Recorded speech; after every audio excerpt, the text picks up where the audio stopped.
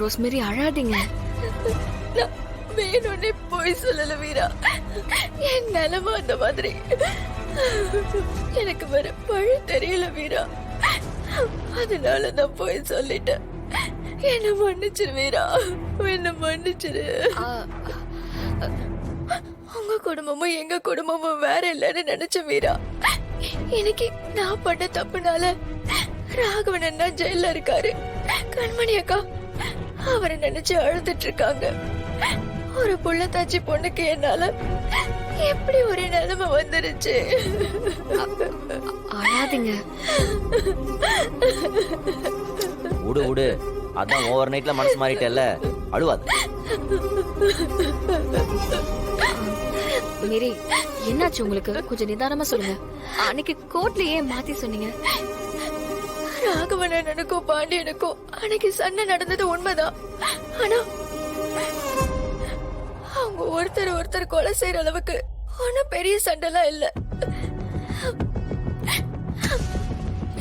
ஆனா அது பெருசா கொலை முயற்சின்னு கோர்ட்ல சொல்லி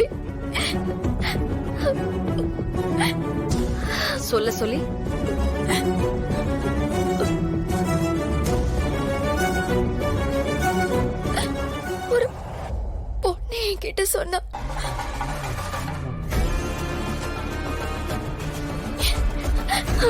யாரு?